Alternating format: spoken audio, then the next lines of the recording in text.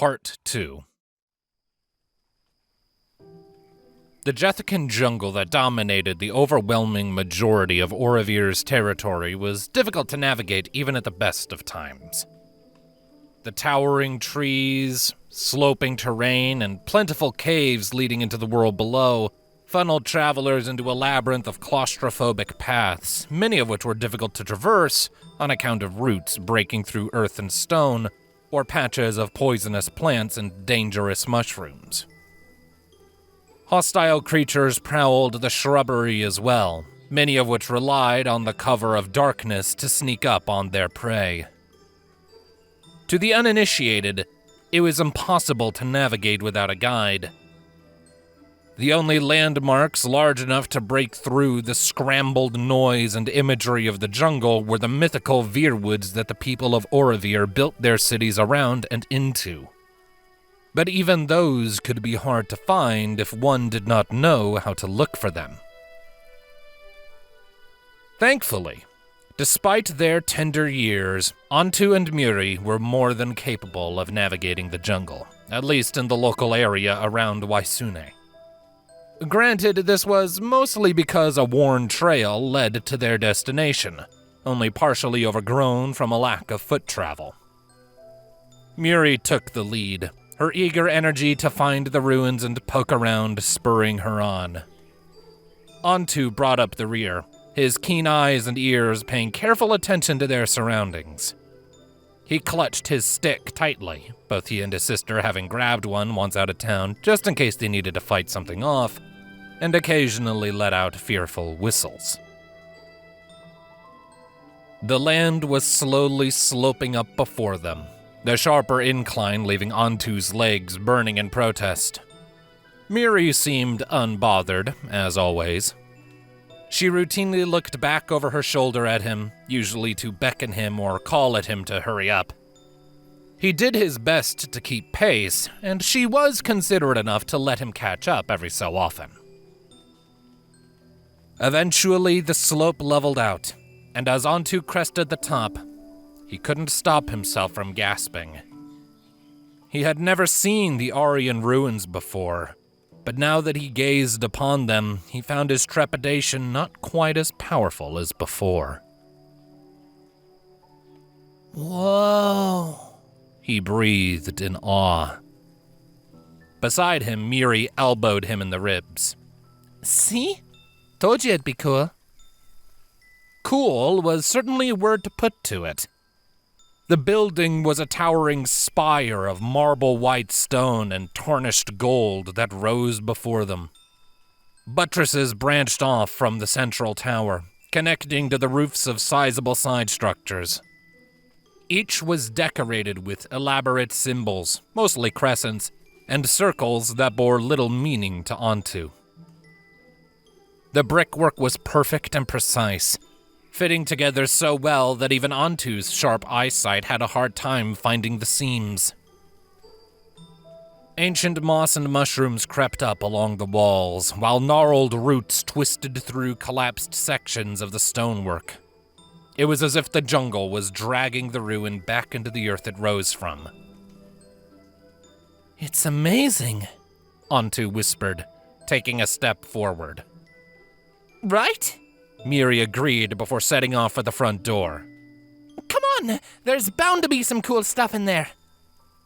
Antu blinked and snapped out of his stupor. He quickly scrambled to catch up to his sister, puffing up his cheeks at her. Hey, slow down. We've got to be careful. Something might have moved in since the last time anyone was here. Muri tapped her nose with a cocky grin. Don't you worry your little beak about that, Antu. If anything's in here, I'll sniff them out before they have the chance to do anything.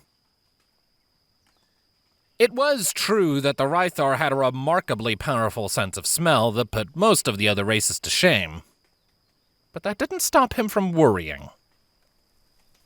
The ruin was even larger up close, the true scale of it having been played down by the encroaching moss. The doorway was 15 feet high, at least, the actual doors torn from the frame a long time ago. Beyond the threshold was a profound, dust-swirling darkness. Muri leaned over to whisper. You can see, right? Nope. Can you? In this darkness? Muri squinted through the doorway. Kind of. It's all in grey, but yeah, I can see well enough that I won't trip on anything. Did you bring a light? Antu blushed. No. Muri looked at him as if he had just declared he was the entire circus. Antu threw his hands up into the air and clacked his beak in exasperation.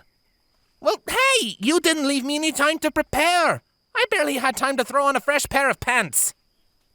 Muri rubbed her face, then grabbed Antu's wrist. Okay, come on, stick close, she instructed. She didn't give him a chance to say anything else before stepping inside, pulling him along. The moment Antu was inside, he became aware of the howling. Countless gaps and holes throughout the structure allowed plenty of air from the jungle to seep in. It was only a gentle breeze, but even that was enough. The distant depths of the ruins moaned at them, as if the ghosts of the past were wailing in lamentation. The stone floor was cold and hard, Antu's talons scraping along it as he walked. The first chamber was enormous but empty, and their soft footfalls echoed around them in a way that made him shudder. Suddenly, Antu wasn't so excited to be here anymore. Maybe we should go back, he murmured, squinting through the black. Or get a light. It'll take too long, Muri dismissed, her hold on his wrist tightening. Don't worry, I got you. You smell anything? Nothing yet. Just dust and dirt. Well, that's good at least. Suddenly, Muri's hand released its hold on Antu. Hey, hold on a sec. I see something, she said, her padded feet swiftly fading into silence. Ah! Muri, wait! I can't see! Antu called after her, reaching his hands out to grasp blindly at the darkness. He took a few steps. Muri! Just stay put! Muri called back, her voice distant and echoey. I'll be right back. Don't move! Antu clacked his beak, anxious, but did as he was told. He held perfectly still, listening to the darkness and to Muri's distant shuffling. Oh, and what are you? He heard her whispering. A light coating of sweat started to gather under Antu's feathers. He swallowed heavily. Muri? There was no answer. Antu took a tentative step forward, his fingers fidgeting nervously over his chest. Muri? Where'd you go? You're still there, right? Once again, no answer. Oh no. Antu glanced back at the doorway, wondering if he should run. If Muri had suddenly gone quiet, something must have been terribly wrong, and Antu didn't want to be here when it came for him. But he couldn't just stand idly by and let his sister contend with danger all on her own. He was her elder, even if only by 1 year, and he had a duty to look after her. But how could he do that if he couldn't see? Something moved in the darkness, scraping against the stone. Antu turned to face it, yelping. His heart was starting to pound frantically in his chest by now, and his conflicting desires to chase after Muri and flee the ruin left him paralyzed. Weakly, he called out again. Muri? Nothing. Just silence. But then there was something in front of him, something alive. He could feel its warmth and sense the air displaced by its movement. His heart leapt into his throat, and he opened his mouth to scream. And then he was blind. Surprise! Muri squealed with delight as a previously unseen blanket was ripped away, and some infernal contraption in her hand flared with blinding light. Antu cursed and flailed back to the floor, stars exploding across his vision. Yeah! Muri! He yelled, rubbing furiously at his eyes. Ah! You almost gave me a heart attack, you stupid head! Muri cackled like a conniving witch, playfully swinging the source of her light around before letting it come to a rest on her shoulder. I know! You should have seen the look on your face. It was priceless. Muri! Antu yelled, his alarm turning to white-hot anger. He finished rubbing at his eyes, then glared at his sister. That wasn't funny! You really scared me! I thought something grabbed you! Muri's grin disappeared as he glared at her, and the sparkle of delight in her eyes was replaced by one of guilt.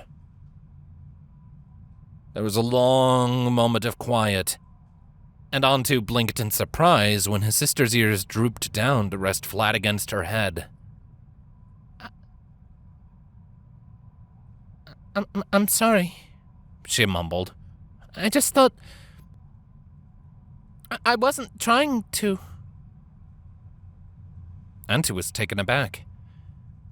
It was a rare thing to see her be repentant. Usually she stubbornly held her ground no matter what she did. Slowly his anger simmered and dwindled. He let out a tired breath, stood, and stepped forward to pull her into a hug. Just don't scare me like that again, okay? Muri returned the hug with one arm. I won't, I promise. The two held the embrace for a moment, then pulled apart. As the adrenaline of that little episode began to fade, it finally registered with Antu that he could see. Blinking, his eyes went to the white light slung over Muri's shoulder. What's that? He asked. Muri held it out to him, her grin returning. Ta-da! Magic torch! She declared, waving it in his face. That was one way to describe it. It was a long rod, the shaft marked with lettering that was instantly familiar to Antu. It was made of gray and black metal and held a sphere of glowing white rock at the end, a ringstone. I found it behind some debris. It was covered up by an old tapestry. That's probably why you couldn't see it. Muri explained before frowning and examining the torch with a skeptical glare. Although, I thought this place was supposed to be picked clean of auriun relics. It's not auriun, Antu said, already picking out all of the details. He stepped closer and started pointing. Look at the symbols. This is in whistle tongue. Maybe some explorers left it here so people could have a way of seeing in the dark. Muri hummed, giving the torch another twirl. Maybe. Either way, lucky find for us. Here, you carry it. You're the one that can't see in the dark. Antu nodded, accepting the torch. Now that he could see, the sheer scale of the chamber amazed him. The roof was so high that the light of the torch could not reach it, but he could still see the walls rising around him and the mounds of rubble from ancient collapses. Various halls branched out of the chamber, heading in different directions. It finally dawned on Antu just how much exploring they were going to have to do if they wanted to see everything this place had to offer. So, where do we go first? He asked, turning back to Muri. She looked around before pointing at one of the halls. I don't know. How about this way? Did you just pick at random? Uh-huh. Antu rolled his eyes for what must have been the 100th time, then fell into step behind his sister as they ventured deeper into the ruins.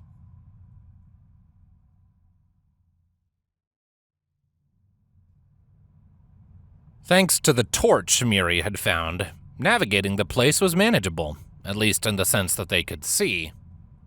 However, a limited dome of visibility did little to remedy the fact that this place was built like a maze. The place being built for creatures 3 times Antu and Muri's height only served to make matters worse. Even Muri's fantastic sense of smell had a hard time finding paths through this place. It was a wonder to behold, though. Antu was not educated enough on the long-dead civilization to even begin guessing at what each room's purpose was, but that only served to heighten his wonder. Abstract murals decorated many of the walls, perhaps telling of ancient history or stories. Many rooms housed strange contraptions and clockwork machines wrought in stone and metal that had long ago fallen into disrepair. At least one chamber was visibly identifiable as a library, although all of the books, or whatever the ancient Aurians used to record their writings, were long gone from the stone shelves. And those were just the chambers to survive the degradation of the structure. Other places had fallen in on themselves, leaving behind massive mounds of rubble. Other places were filled with tangles of roots and bushes. As they continued their exploration, Antu had to admit, this was fun. They weren't the only creatures in here, but everything else was harmless. A few mice here, a small cluster of pus beetles there, but that was it. No angry bears, no hiding muckleers, no passages leading into the world below for Cathari to emerge from. How old do you think this place is? Antu asked, running his hand along the wall of a chamber they had stopped in to rest their legs. 10,000 years old? 100,000? No way, Muri rebuked from her place draped across a tumbled boulder. The Aurians fell only 1,400 years ago, didn't they? You know, when everything blew up. Antu turned to her with surprise. You remember that? Muri turned up her nose. I pay attention in class, she declared defensively. I just don't like class. Antu blinked at her, then smiled. Fair enough, he conceded. Turning his attention back to the mural, he followed the scene curiously. It depicted a procession of figures rendered only in black, blocky silhouettes, chained at the necks and ankles and bowing before an auriun amid a field of blue mushrooms. The auriun held a white sphere in one of their 4 hands, a ringstone, no doubt.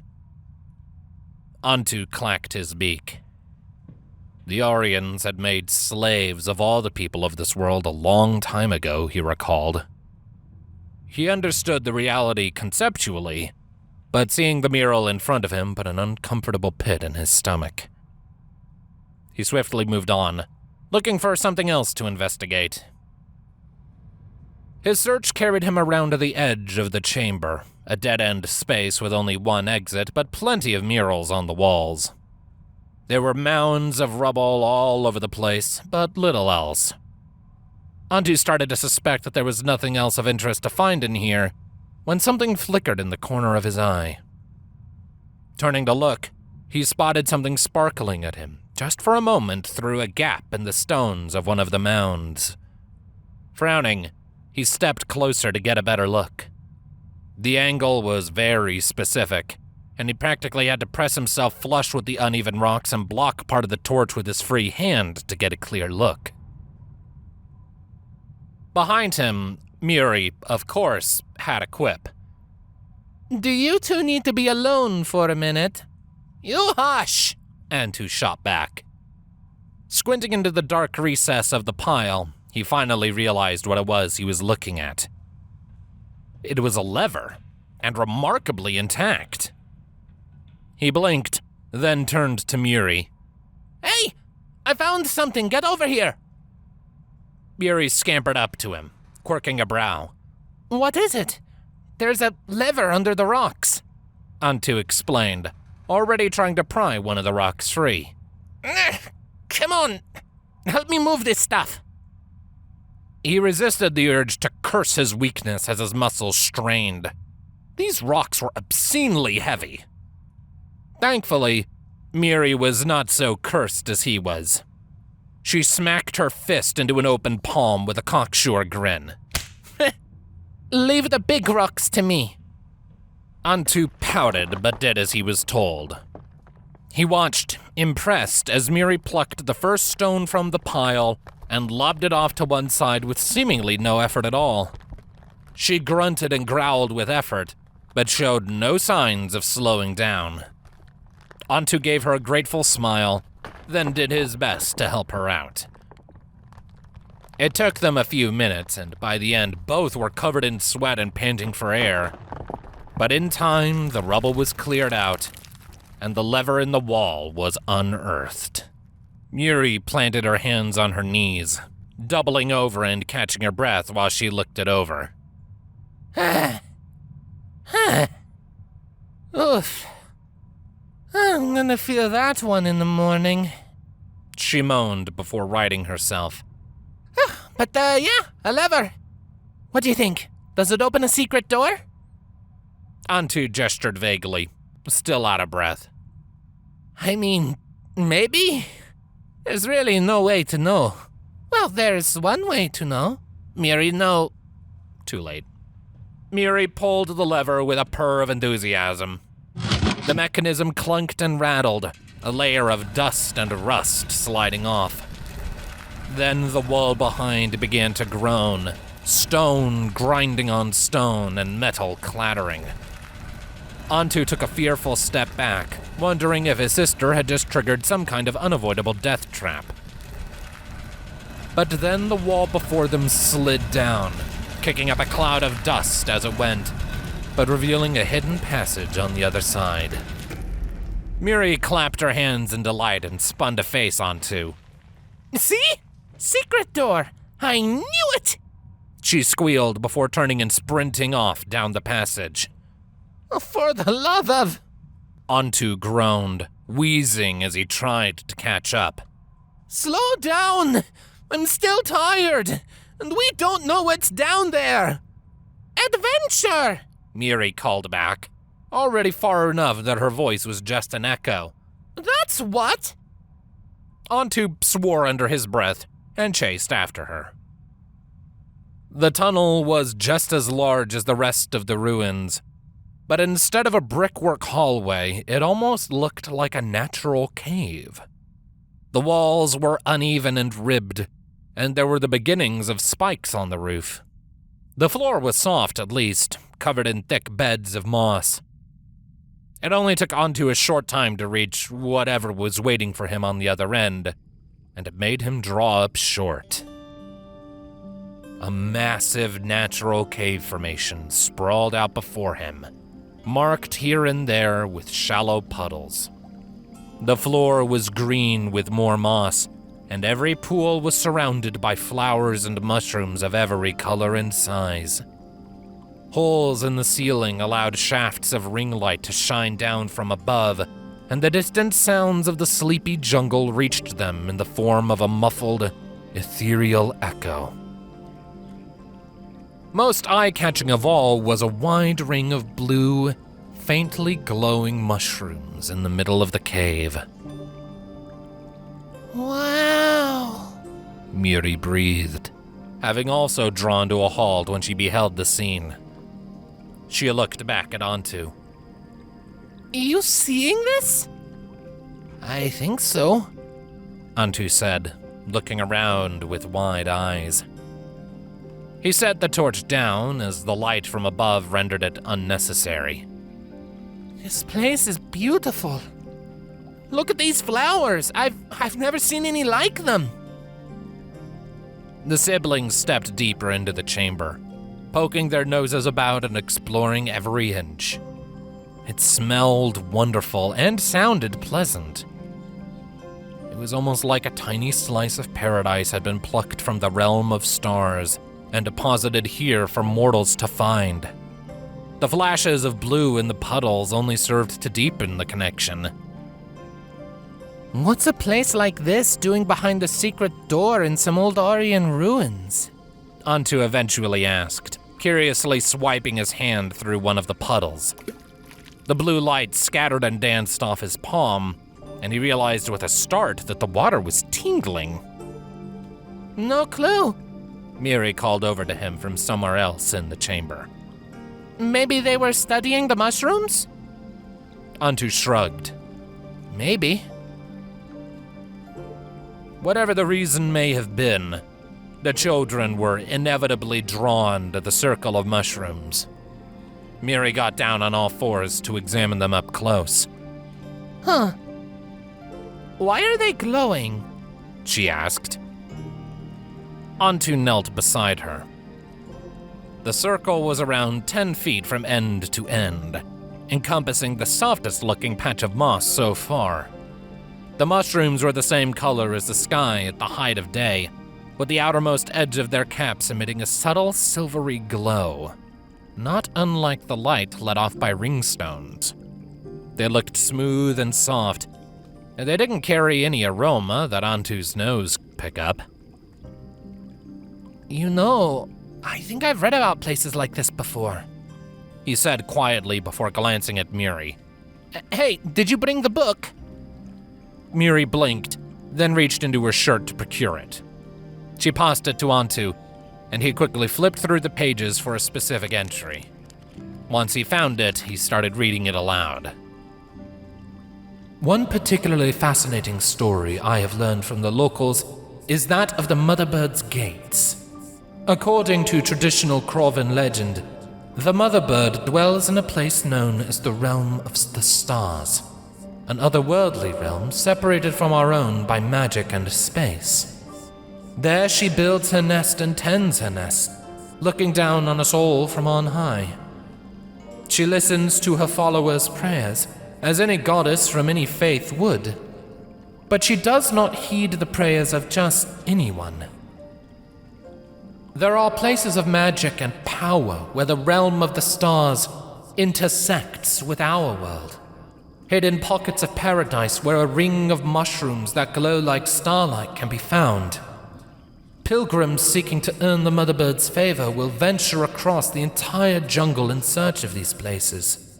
And once they have found one, it is said that they partake of her bounty and meditate in the hopes of being granted an audience with the Mother Bird. Now, I am not a follower of the Mother Bird myself. I pray to Valn the Wanderer. But in my efforts to explore and understand this land, it would be a dereliction if I did not at least try to seek out one of these gateways. I do not foresee myself being able to make contact with the Mother Bird, faithless in her as I am. But I still stand to learn much from the effort. Antu lowered the book to stare down at the mushrooms in awe. Do you think this is one of those places? He asked quietly, feeling a whole new reverence for this place. Maybe, Muri said.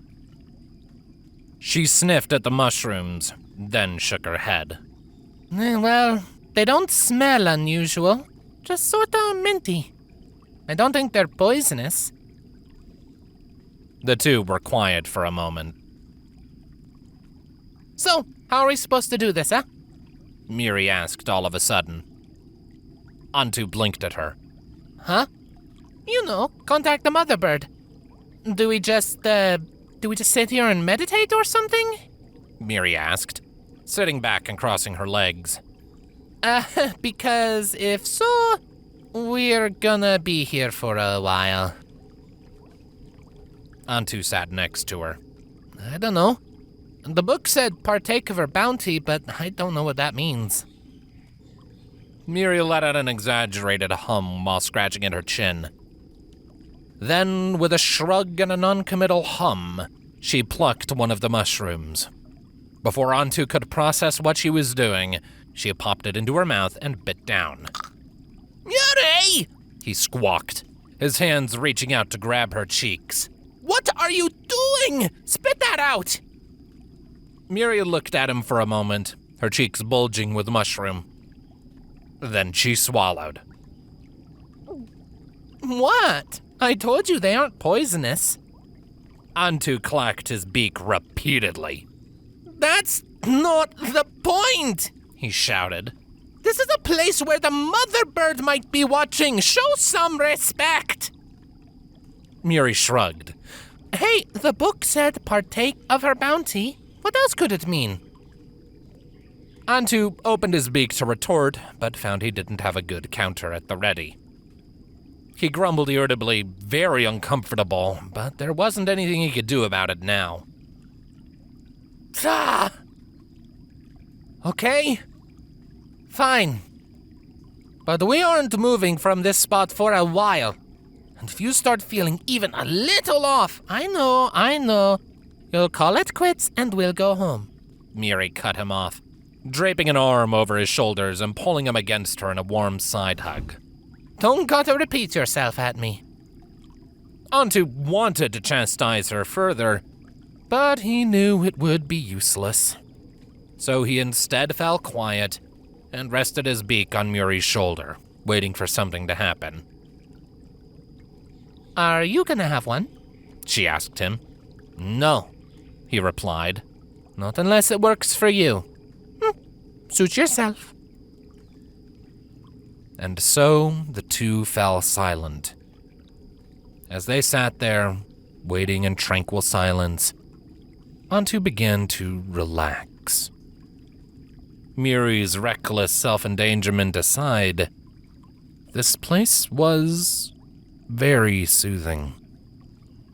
He could almost see himself breaking the rules and sneaking here all the time if he needed to get away from things. Almost. After a while, Muri shifted. Hey, Antu? Thanks. For what? Muri smiled at him. Coming out here with me. This has been fun. We should do it again sometime. There it was again. Something off in her smile. Just like when they had spoken in his room earlier. Antu stared at her for a long while, slowly straightening up. Muri, why did you bring me out here? He finally asked. Really? Muri's smile slowly faded. She gave him a look, blinking slowly and drawing his attention. It was then that he noticed the hint of red creeping into the whites of her eyes, and the slow expansion of her pupils. He leaned back slightly, unnerved. Muri opened her mouth, but no words came at first. She looked down at the circle, her brow furrowed. I just wanted to spend some time with you, she finally said, her voice lower than Antu was used to. He stared at her, surprised. Muri, we spend all day together. Every day, he pointed out. Muri shook her head. Well, yeah, but you don't get it. We're always together, but there's always something else, too. You're always distracted. By Dad, or Elder Nata, or the other kids, or your stupid books. Muri curled up, hugging her legs to her chest and resting her chin on her knees.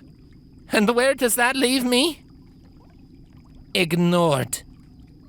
Muri, Antu breathed, reaching a hand out to her. I never ignore you. Yeah, because I don't let you ignore me. Muri shot back, her back hunching and her face contorting.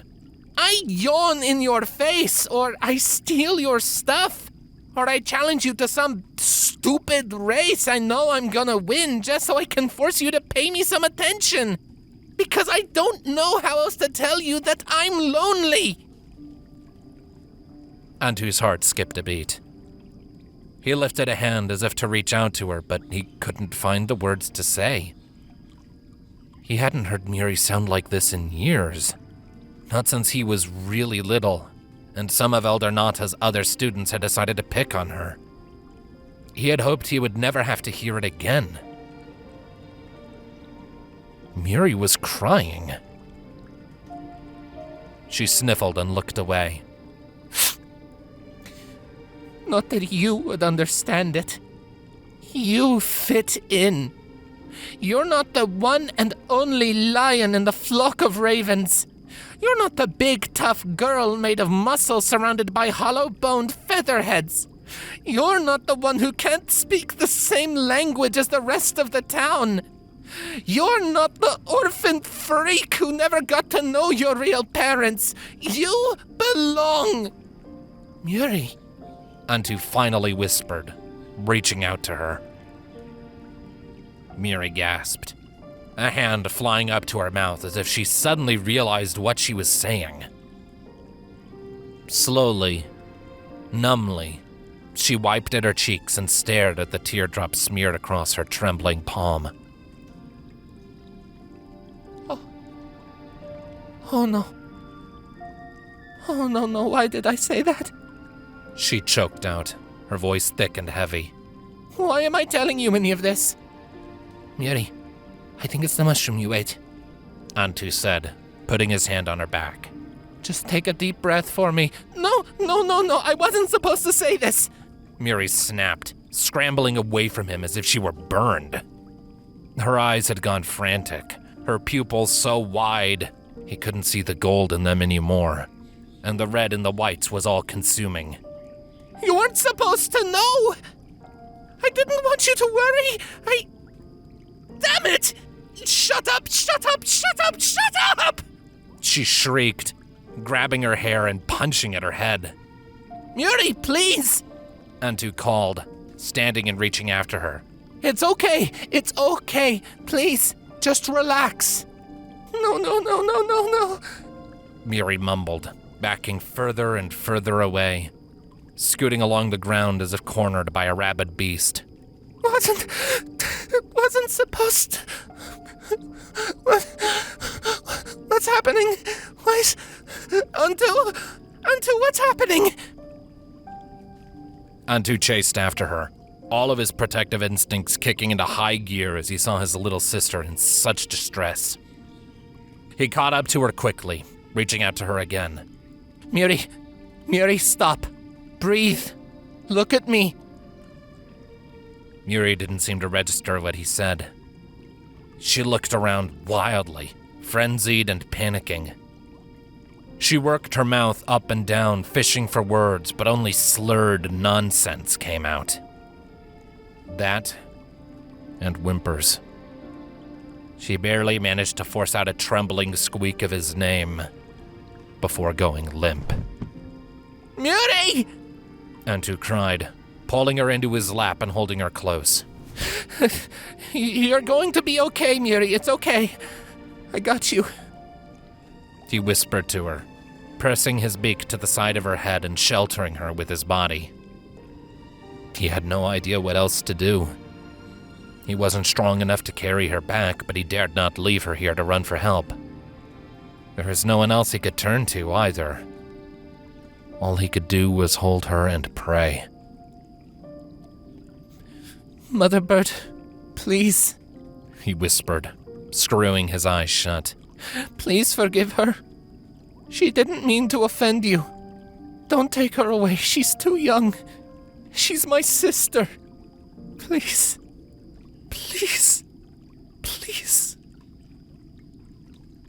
Minutes passed, each one feeling longer and more miserable than the last. The silence of the chamber was suffocating, broken only by the distant howl of the draft, Antu's whispered prayers, and Muri's occasional whimpers. Every so often a drop of moisture would land in one of the puddles, creating ripples and shimmers of blue. Antu had no way of knowing how much time had passed. But after what felt like an eternity, Muri's cries began to fade away. He stroked her hair and whispered hollow assurances to her, his heart withering in his chest. He didn't know if the poison was wearing off, or if she was dying. If it was the latter, he could do nothing to stop it. I'm sorry, Antu whispered, shaking his head. I didn't know. I had no idea you felt like this. I should have noticed. I should have seen it. I should have been better. I'm sorry, Muri. Please be okay. Please. Please. A moment passed. Muri's hand weakly curled into the sleeve of his shirt. He opened his eyes to look down at her and was relieved to see her eyes open and looking back. Why are you crying? She croaked, her voice weak and hoarse. You big dummy. Antu couldn't help it. He choked out a laugh and wiped away a few tears. So says the big tough lion. He countered before drawing Muri into the tightest hug he could manage. What did I say about scaring me? You promised. Muri tensed up in his arms. A moment later, she found just enough strength to return the hug. I'm sorry, she whispered. I didn't mean to this time. Are you okay? I think so. I'm starting to feel better. Muri confirmed, shifting. She tried to sit up, but her muscles gave out under her. Antu held her and quietly shushed her when she whined in discomfort. She leaned into him a little more.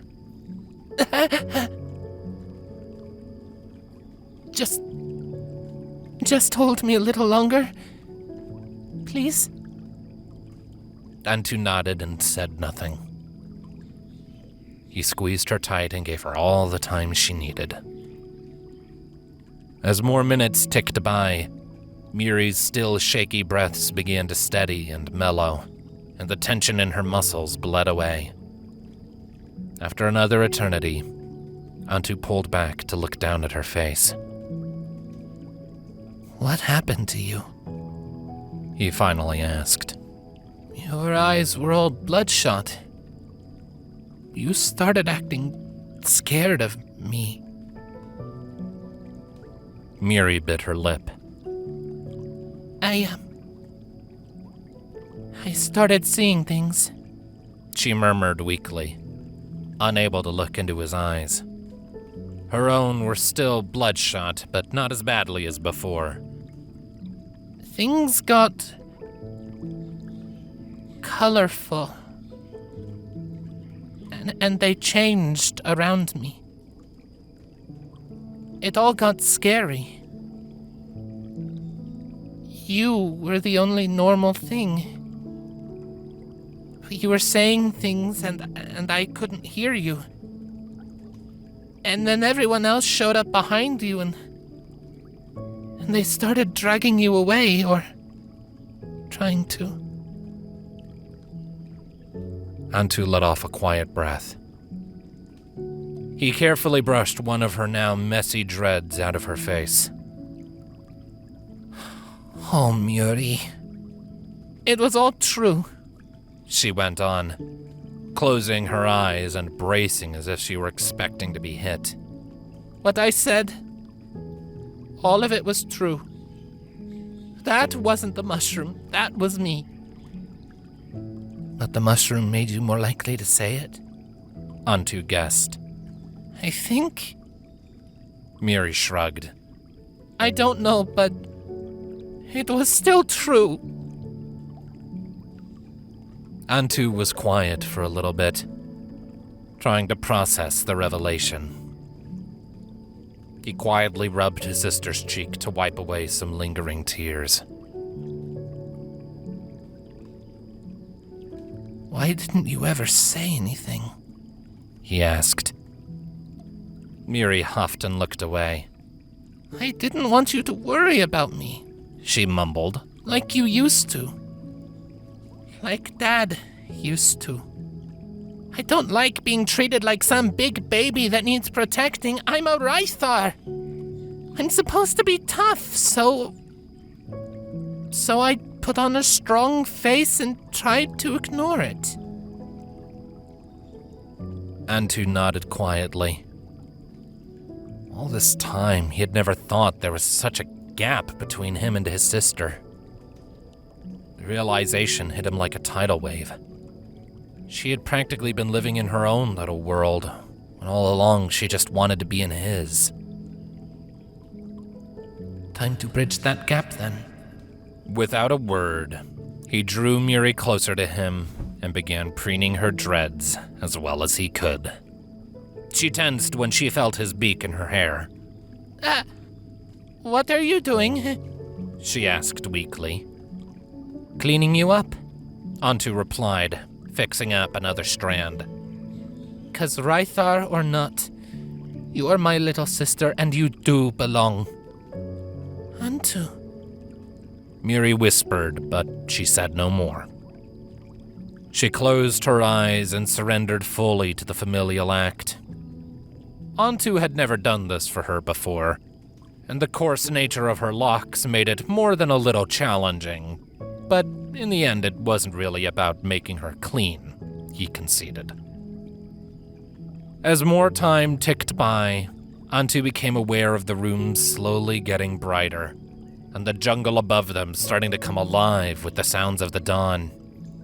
He realized with a lump forming in his throat that they'd been in here for hours, and that meant their dad had probably found out they were gone, which meant they were in so much trouble. After a bit, Antu pulled away and looked down at her. She smiled gratefully up at him, her eyes almost back to normal. But then she looked away, her face contorting with anxiety. So, what do we do now? She asked. Antu chuckled and helped her back to her feet. She was a little unsteady, leaning up against him for support, but he bore the weight gladly. Now, we go home, he told her simply. and we tell Dad how you've been feeling. Muri bit her lip. I don't want him worrying. A bit late for that, Antu pointed out. He's got to know we're missing by now, and he needs to know about this or he can't help you. Muri frowned, unable to meet Antu's gaze. Please, sister, he begged. Muri was quiet for a few more seconds, then nodded in submission. Okay, fine. Antu placed an arm around Muri's side to help support her, and was about to guide her to the exit. He paused, though, and looked back at the cave again. It was even more beautiful with the shafts of sunlight streaming in. It was still quiet, still peaceful, and despite everything, somehow still undisturbed. He couldn't begin to understand what the Aurians had wanted with it, but he decided it didn't matter. He smiled at Muri. Hey, I got an idea, he said, giving her a little bump. What? How about we come back here again sometime? He suggested with a wink. Just you and me. We won't tell Dad about this place when we see him. Muri gawked at him in astonishment.